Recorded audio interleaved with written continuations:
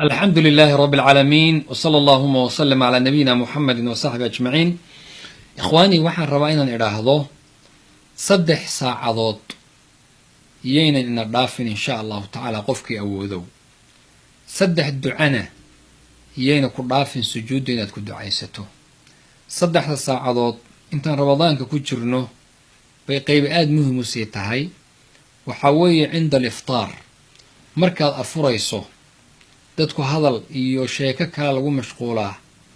ilaahay subxaanahu wa ta'ala bari oo gacmaha hoos dhigo rasuulku wuxuu sallallahu alayhi wa alihi wasallam qofka sooman wuxuu leeyahay duco marka uu afurayo oo mustajaaba ah oo ilaahay ka yeelayo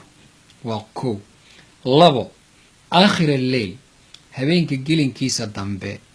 inta aan salaada subax la gaarin iyadana Allah baa soo dega subxaanahu wa ta'ala wuxuu leeyahay ma jiraan qof ee wax weydiisanayo oo siiyo qof istighfar iyo dambi dhaaf warsanayo u dambi dhaafa marka istighfartuna yeena ku dhaafin ilaahay dambi dhaaf xilliga weydiisto dadka ku tukada masaajidka salaada subax soo gaara hadiiba jaanis loo helo iyadana waxa fiican ilaa qorraxdu ay ka soo baxayso ruux meeshu ku tukaday inuu sii fadhiyo iyaduna waa umra iyo hajj taama ajirkooda ayaa qofka lagu siinaya 3 duco in raba inaan dardaarmo الشيخ ابن باز رحمه الله بان runti u baraarujiyo oo dardaarma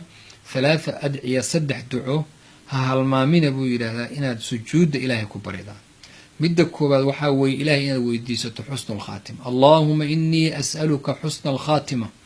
allahumma inni as'aluka xusnal khaatima wa ko ducada labaadna inaad ilaahay weydiisato allahumma arzuqni tawbatan nasuhan qabla al-maut اللهم ارزقني توبة نصوحا قبل الموت تاسنا ومد اللباد تصدحات ودعاء الرسول كل الانجري اللهم يا مقلب القلوب ثبت قلبي على دينك اللهم يا مقلب القلوب ثبت قلبي على دينك أنا هالمركز علي الدعاء دي اللهم ارزقني توبة اللهم إني أسألك حسن الخاتمة اللهم ارزقني توبة نصوحا قبل الموت اللهم يا مقلب القلوب ثبت قلبي على دينك إلهي سبحانه وتعالى إنه إلهاميو أو الله إنه هليشيو أو الله إنه كرسيو إن إلهي كوي ديسن السجود أو وقتك إلهي سبحانه وتعالى وبضا أو قفك لغا أجيبا دعاء أكجرو وجزاكم الله خير بارك الله فيكم السلام عليكم ورحمة الله وبركاته.